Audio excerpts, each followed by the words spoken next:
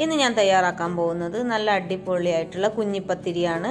നല്ലൊരു സ്നാക്സ് ആയിട്ടും അതേപോലെ തന്നെ ഡിന്നറായിട്ടും ഒക്കെ നമുക്ക് കഴിക്കാൻ പറ്റുന്ന നല്ലൊരു കുഞ്ഞിപ്പത്തിരിയാണ്. ചപ്പാത്തിക്ക് പകരം പത്തിരിക്ക് പകരമൊക്കെ കഴിക്കാൻ പറ്റും. അപ്പോൾ നമുക്ക് നേരെ വീഡിയോയിലേക്ക് കിടക്കാം. വീഡിയോയിലേക്ക് കിടക്കുന്നതിന് മുമ്പായിട്ട് ഈ ചാനൽ ആദ്യമായിട്ടാണ് കാണുന്നതെങ്കിൽ ഒന്ന് സബ്സ്ക്രൈബ് ചെയ്യുക. അടുത്തുള്ള ബെല്ലൈക്കണും കൂടി ഒന്ന് ക്ലിക്ക് ചെയ്ത് കൊടുക്കുക.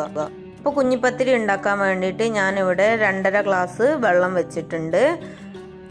അതിലേക്ക് ആവശ്യത്തിനുള്ള ഉപ്പും ചേർത്ത് കൊടുത്തിട്ട് ഒന്ന് തിളപ്പിക്കാൻ വേണ്ടിയിട്ട് വെക്കുന്നുണ്ട്. ഒരല്പം വെളിച്ചെണ്ണയും കൂടി ഒഴിച്ചു കൊടുത്തിട്ടുണ്ട്. ഇനി ഈ വെള്ളത്തിലേക്ക് ചേർത്ത് കൊടുക്കാൻ വേണ്ടിയിട്ട് ഒരു തേങ്ങ ഒന്ന് ഒതുക്കിയെടുക്കണം. ഒരു മുറി തേങ്ങയാണ് എടുത്തിട്ടുള്ളത്. ഇനി ഇതിലേക്ക് കുറച്ച് കറിവേപ്പിലയും കൂടിയും ചേർത്ത് കൊടുക്കാം. ഇനി ഇതിലേക്ക് ചേർത്ത് കൊടുക്കുന്നത് 1 സ്പൂണ് വലിയ ജീരകമാണ്. അതും കൂടി ഇതിലേക്ക് ചേർത്ത് കൊടുക്കാം. പിന്നെ ഒരു 4-5 ചെറിയ ഉള്ളിയും കൂടി ഇട്ട് കൊടുത്ത് നന്നായിട്ടൊന്ന് ക്രഷ് ചെയ്തെടുക്കാം, ഒന്ന് ഒതുക്കിയെടുക്കാം. ഈ രീതിയിലാണ് ഇത് ഒതുക്കിയെടുക്കേണ്ടത്. ഈ തേങ്ങ ഒതുക്കിയത് ഇനി വെള്ളത്തിലേക്കൊന്ന് ചേർത്ത് കൊടുക്കാം. എന്നിട്ട് നന്നായിട്ടൊന്ന് തിളപ്പിച്ചെടുക്കാം.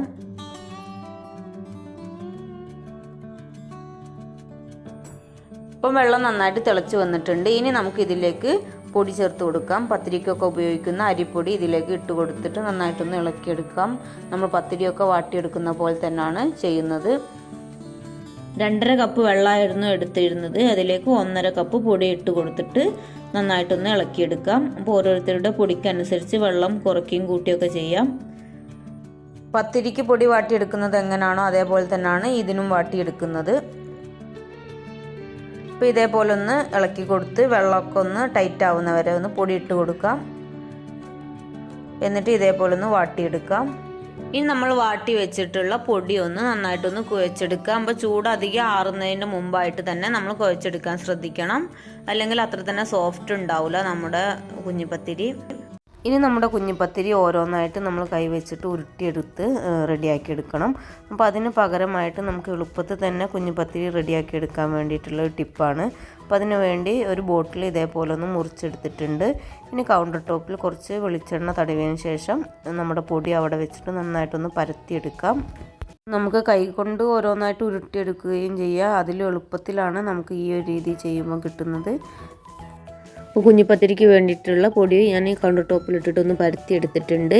ഇനി നമ്മൾ മുറിച്ച് വെച്ചിട്ടുള്ള ആ ഒരു കുപ്പിയുടെ പീസ് വെച്ചിട്ട് നമുക്ക് ഇതേപോലെ ഒന്ന് പ്രസ് ചെയ്ത് കൊടുക്കാം. അപ്പോൾ നമുക്ക് റൗണ്ടായിട്ട് ഇതേപോലെ കിട്ടും.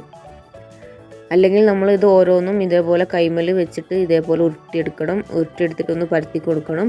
ഈ ഒരു രീതി ചെയ്യുകയാണെങ്കിൽ നമുക്ക് എളുപ്പത്തിൽ തന്നെ കുപ്പി വെച്ചിട്ട് ഇതേപോലെ ആക്കിയെടുക്കാം.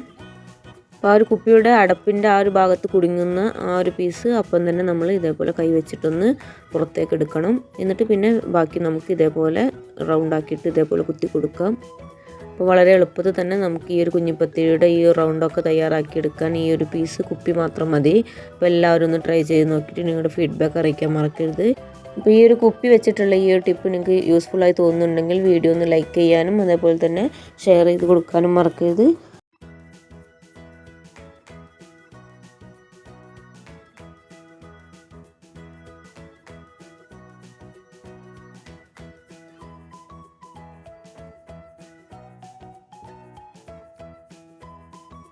ഇഡ്ഡലി ചെമ്പിലേക്ക് ഇറക്കി വെച്ച് ഒരു 20 മിനിറ്റ് ഒന്ന് ആവിയിലൊന്ന് വേവിച്ചെടുക്കണം.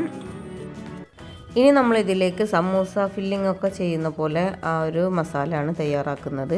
അപ്പോൾ നമ്മൾ എങ്ങനെയാണോ സമൂസ ഫില്ലിംഗ് തയ്യാറാക്കുക ആ ഒരു രീതിയിൽ തന്നെ ചെയ്യാം. അപ്പോൾ ഞാനിവിടെ കുറച്ച് ഓയിൽ ഒഴിച്ചിട്ട് അതിലേക്ക് കുറച്ച് സവാള ഇട്ടിട്ട് നന്നായിട്ടൊന്ന് വഴറ്റിയെടുക്കുന്നുണ്ട്. പിന്നെ ആവശ്യത്തിനുള്ള ഉപ്പും അതേപോലെ തന്നെ മഞ്ഞൾപ്പൊടിയും ചേർത്ത് കൊടുക്കുന്നുണ്ട്. അതേപോലെ തന്നെ ജിഞ്ചർ ഗാർലിക് പേസ്റ്റും 1 ടീസ്പൂൺ ചേർത്ത് കൊടുത്ത് നന്നായിട്ട് തന്നെ വഴറ്റിയെടുക്കാം. പിന്നെ നമുക്ക് കുറച്ച് പെപ്പർ പൗഡറും അതേപോലെ തന്നെ ഗരം മസാലയും കൂടിയും ചേർത്ത് കൊടുക്കാം. എന്നിട്ട് നന്നായിട്ട് തന്നെ വഴറ്റിയെടുക്കാം. അതിനുശേഷം നമുക്ക് 2 ഗ്രീൻ ചില്ലിയും കൂടിയും ഒന്ന് നന്നായിട്ട് തന്നെ ചെറുതായി ചോപ്പ് ചെയ്തത് ഇട്ട് കൊടുക്കാം. ഇനി ഞാൻ ഇതിലേക്ക് കുറച്ച് ചിക്കനാണ് ചേർത്ത് കൊടുക്കുന്നത്. ഉപ്പും കുരുമുളകും മഞ്ഞൾപ്പൊടിയും ചേർത്തിട്ട് കുക്ക് ചെയ്തെടുത്തിട്ടുള്ള ചിക്കനൊന്ന് മിക്സിയിലൊന്ന് ക്രഷ് ചെയ്തിട്ട് ഇതിലേക്ക് ഇട്ട് കൊടുക്കുന്നതാണ്. ഇനി നമുക്കിതിലേക്ക് കുറച്ച് മല്ലിച്ചപ്പും അതേപോലെ തന്നെ കറിവേപ്പിലയും ചെറുതായി കട്ട് ചെയ്തിട്ട് കൊടുക്കാം. എന്നിട്ടൊന്ന് നന്നായിട്ടൊന്ന് ഡ്രൈ ആക്കി എടുക്കാം. അപ്പോൾ നമ്മുടെ സമൂസക്കൊക്കെ ഉണ്ടാക്കുന്ന ആ ഒരു ഫില്ലിംഗാണ് ഇവിടെ തയ്യാറാക്കിയിട്ടുള്ളത്. ഇനി നമുക്ക് ഇതിലേക്ക് കുഞ്ഞിപ്പത്തിരി ഇട്ട് കൊടുത്തിട്ട് നന്നായിട്ട് തന്നെ മിക്സ് ചെയ്തെടുക്കാം.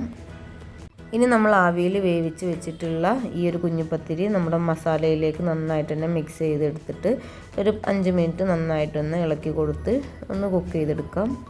അപ്പോൾ ഈ ഒരു കുഞ്ഞിപ്പത്തിരി നമുക്ക് സ്നാക്സ് ആയിട്ടും ഉപയോഗിക്കാം. അതേപോലെ തന്നെ പത്തിരിക്കോ ചപ്പാത്തിക്കോ ഒക്കെ പകരമായിട്ട് നമുക്ക് കഴിക്കാവുന്നതാണ്. അപ്പോൾ നല്ല ടേസ്റ്റി ആയിട്ടുള്ള ഒരു കുഞ്ഞിപ്പത്തിരിയാണ്. അപ്പോൾ എല്ലാവരും ഒന്ന് ട്രൈ ചെയ്ത് നോക്കുക.